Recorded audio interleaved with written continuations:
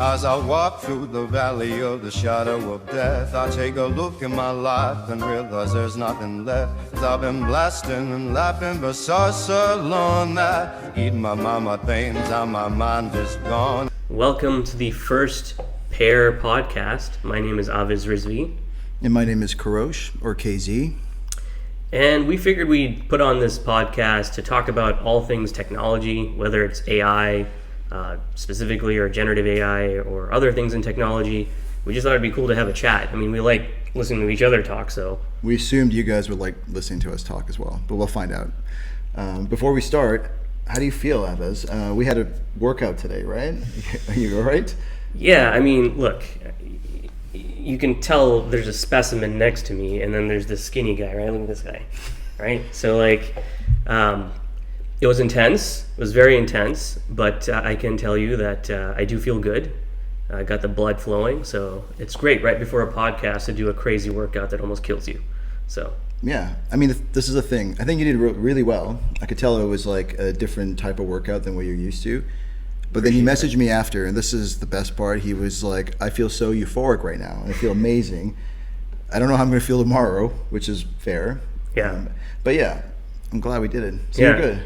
We have all the energy now. We got our water, we got the camera, we got lights. This is how professional we are. We got 2 lights. It's very nice. Very well done. You know, one of the many talents that KZ has outside of the fact that he owns his own gym and also, is the chief operating officer at RADPAIR, is that he's really good at this like AV stuff as well. So this is highly professional. Thanks, KZ. It's very nice, very nice of you. Yeah, he says that, but you should have seen how long it took us to set this up. We're not professionals, but hopefully it's good. Anyways, getting back to business. So this is the Pair podcast. This is our first episode. Maybe tell me a little bit about this podcast. You talked about it at the beginning, but what are we going to be talking about? What's the purpose of this? What can people expect in coming weeks?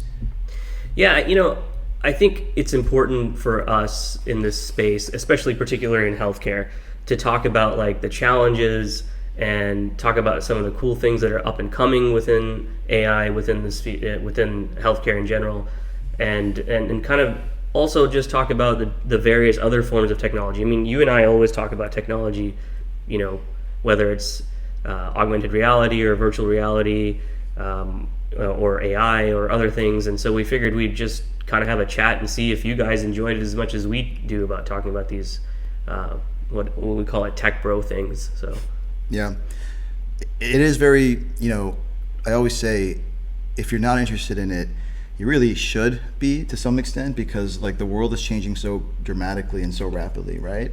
And I mean, and the optimist in me thinks it's going to change for the better. There's a lot of positives that's coming and that's already here, so it's exciting to be a part of that, right?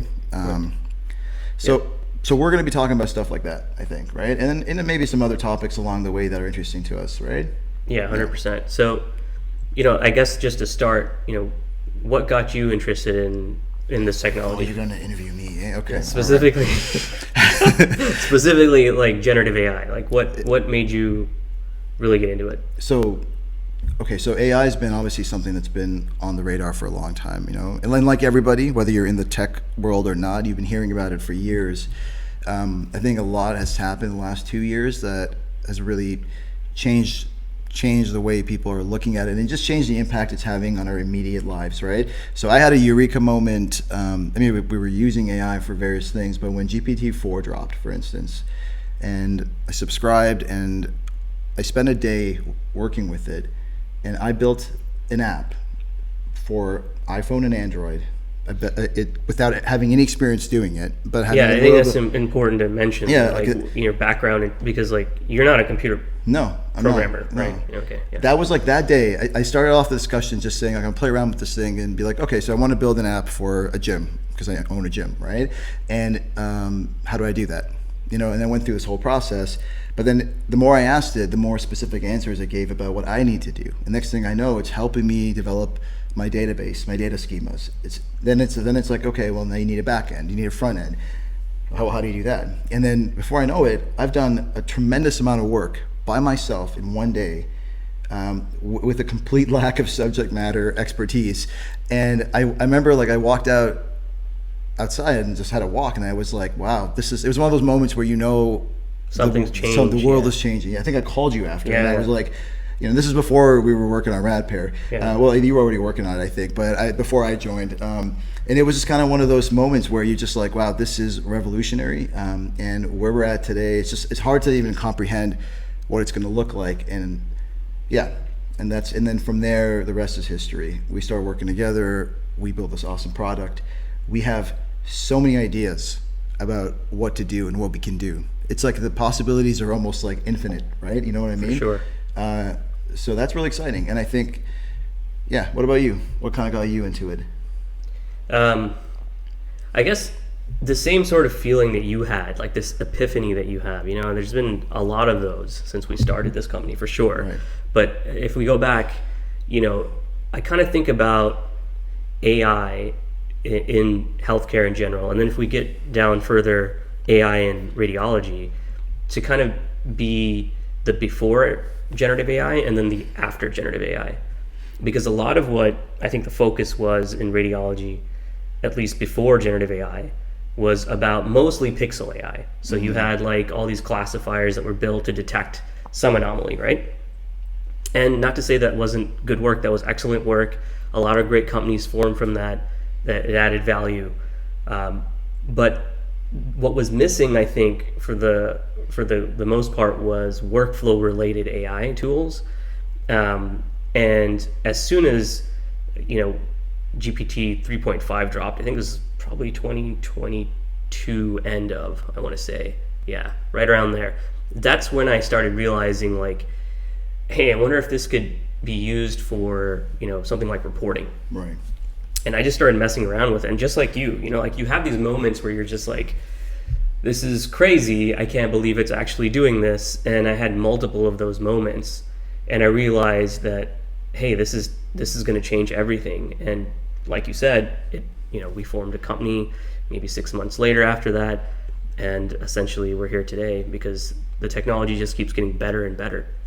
So that's why I did it. Yeah, no, I agree. And I think the point that you made about the pixel AI, it's an interesting one, right? Because I think there's a lot of emphasis on AI replacing humans and what we do in our jobs, right? Where I think where we get really excited is how can it optimize what we do, right? Yeah.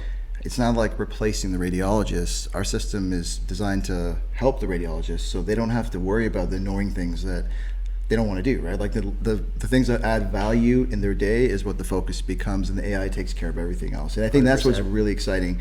And it's like, for the first time, you can build a company like that. We're going to talk about that in a bit, about how all these things come together. Like, I think a lot of times people at the most superficial level talk about like these LLMs and the mainstream popular ones like GPT, and it's like chat, right? I'm going to talk to it. But there's so much that you can do. You can train models, you can deploy models. There's so many amazing tools available that can really like supercharge every aspect of your life, of your business. And in this case, we're talking about a radiologist at the center. It's very exciting, and we're geeking out a little bit, but I think there's a lot of options for us, right? A lot of possibilities.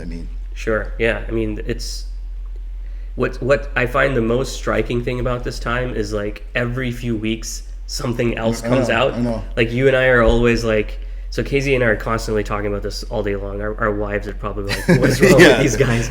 But like all day long we're geeking out about this new model that we trained, or some new model that's dropped. So most recently, in the news right now is Llama 3, and Phi 3 that just came out a couple of days ago, right. And I think it's just incredible that like you think you're like, okay, it can't get much better than this, and then like a few days later something else gets released and it is that much better, and you're like, where is this headed? Because it's like such an incredible moment already, and you just keep going and going, so it's fantastic. But I think what the point you said earlier about how we form companies, right? I think that's key. So give me some thoughts on that first. Well, I think we're very lucky we're talking about our company RADPAIR, right? Because a lot of times timing is so important in life, in business, and whatever, right? And I think we've got really, really good timing because we're able to build a company at a moment where everything's changing, and we can build a company of the future. Essentially, we talk about this a lot, right? Yeah. What does that look like? And I think we have a very small team, but we built an amazing product, and our throughput is so high that we're like lean, we're mean, and we've adapted all these tools, not just in so obviously our system uses AI, actually many AI to do what it does, right? But operationally, we use AI. We use AI day to day in every aspect of our business, and I feel like it's exciting to think about what that looks like. Like, what does a company of the future look like? It's like the Sam Altman thing, right? Like he's got like a bet with his CEO buddies of when there'll be the first $1 billion one-person company, right? I think you talked about that in an article you wrote recently, right? And it's crazy to think about, but that's the reality. Now, one person, that's tougher. Yeah, right? It seems kind of, it seems, it seems far-fetched, but it could be the case because, like you said, there's all these incredible tools now. So exactly. So building a company around that, and also, like, I feel like a lot of times what we do, because everything is so new, right?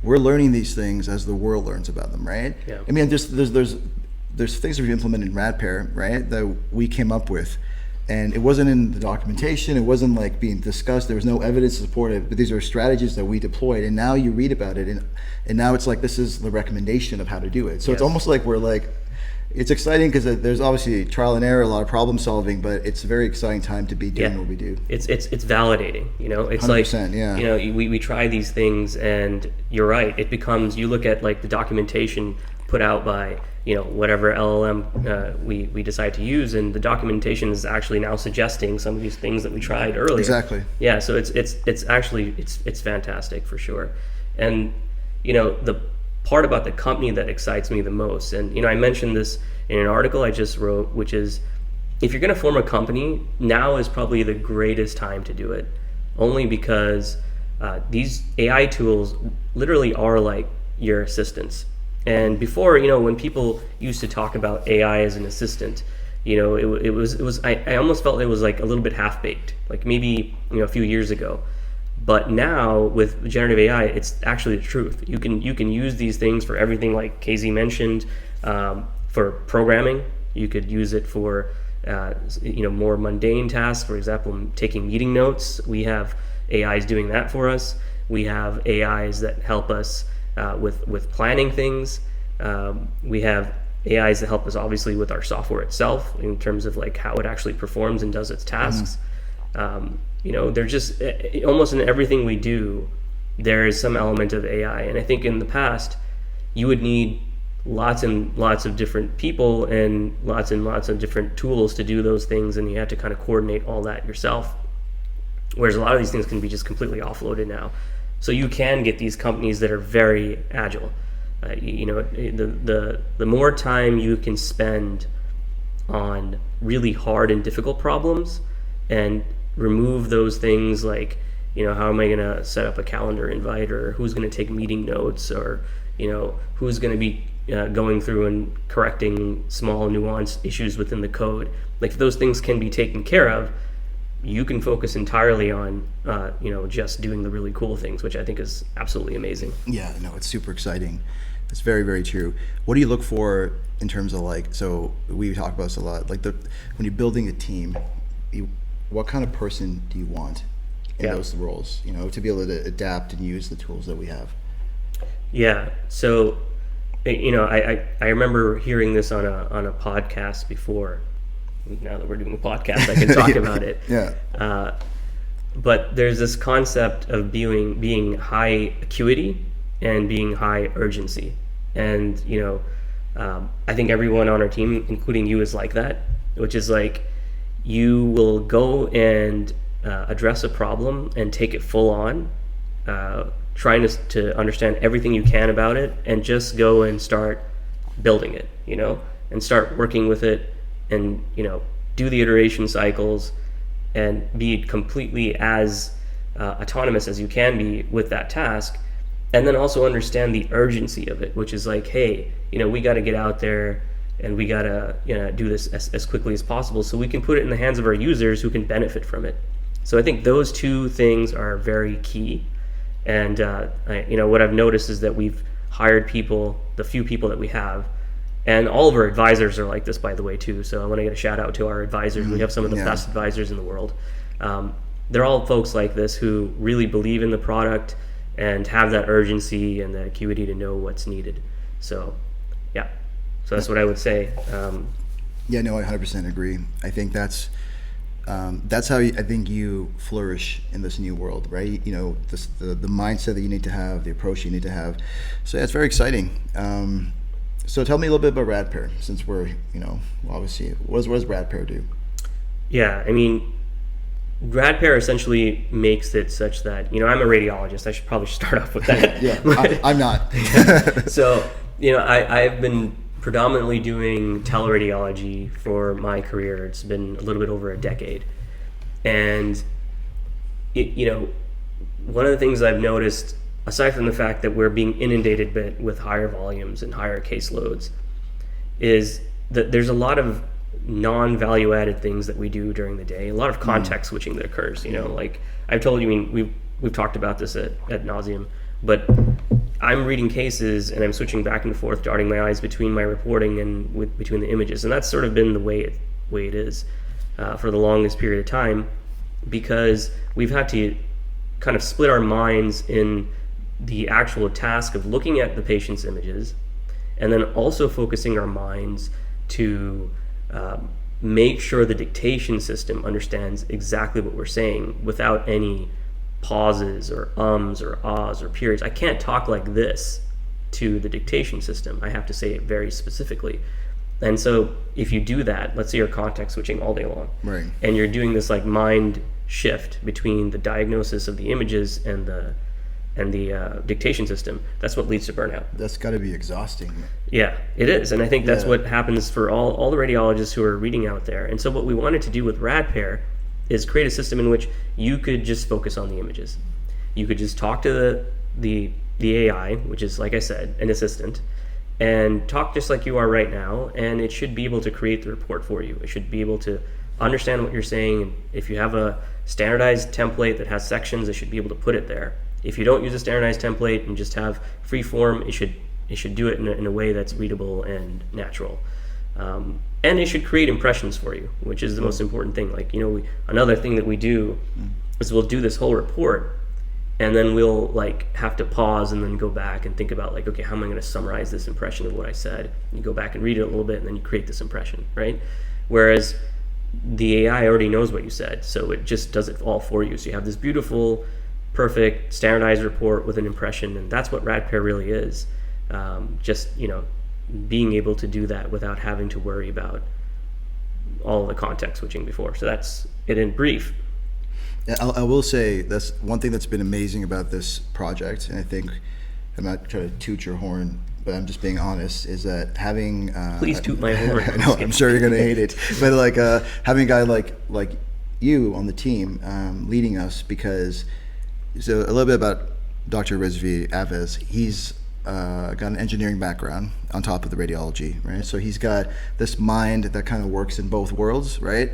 Obviously very into tech, right? So I think, and I've known him for a long time, and he'd be like, he's always looking at ways to optimize his workflow, his process, you know, using technology, using tools. I remember you got like 1,000 buttons on your mouse, you know, you got all the technical configuration, you've tried to use humans and scribes in the past, right? Mm-hmm. You know, and I think all of this is kind of built up to the point where we've been able to build a product with that mindset, you know, with the subject matter expertise of somebody that really understands what radiologists want and what they don't want to do, and how we can use the tools to kind of like achieve that, right? Is that fair to say? Yeah, I mean, I appreciate that, man. Yeah, it's true though, and I think it goes a long way for us, because the guidance of kind of like, you need someone like Avis on your team to be able to build a product like this. You know what I mean? So I think it's immensely useful for us, and then obviously the rest of us are just very excited to be helping that vision come to light. You know what I mean? Good to have that humility, man. But we couldn't have done this, you know, without you and the folks on our team. Like, I think it's just a testament to, like I said, having high urgency, high acuity people, right? You know, just who can adopt to those things and just run with it. I think that's very important.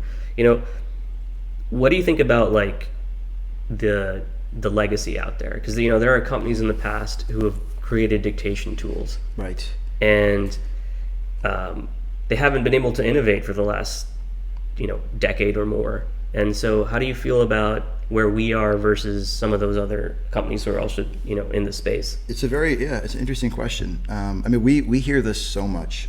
We talk to so many people. People see our product and they're very impressed with it. They're blown away, and we hear this theme about like there hasn't been innovation.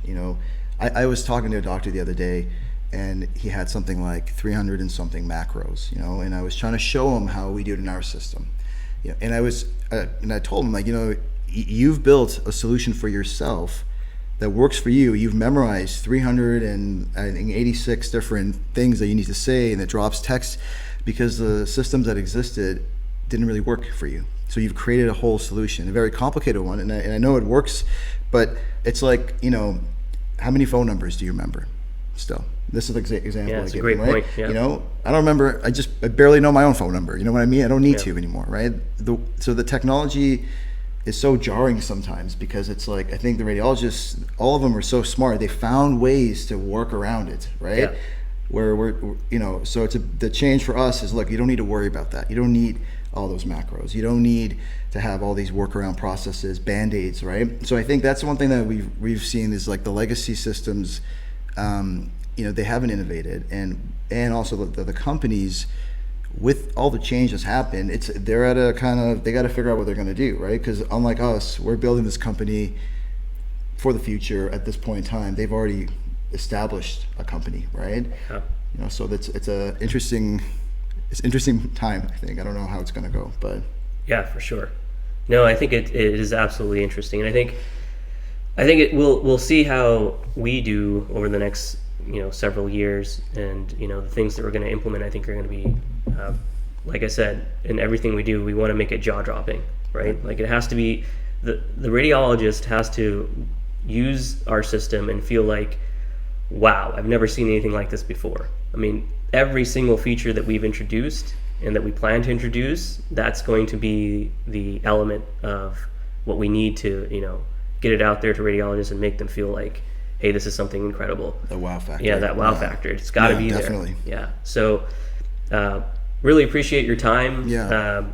It's been fun, and I think as a first episode, this was good. Yeah, we'll keep it. We're going to be exploring all sorts of topics, but this one is more of an introduction to us and our company. But I think I'm excited to do more of these. I think there's so much that we can talk about. So 100%. Yeah, we're gonna talk to you about all things technology. Trust me, it won't just be generative AI. There'll be other things as well. Yeah, exactly. Thank you for watching. Yep. Thank you, guys. Take care. Bye-bye. Bye. Been spending most their lives living in the gangster's paradise. Been spending most their lives living in the gangster's paradise.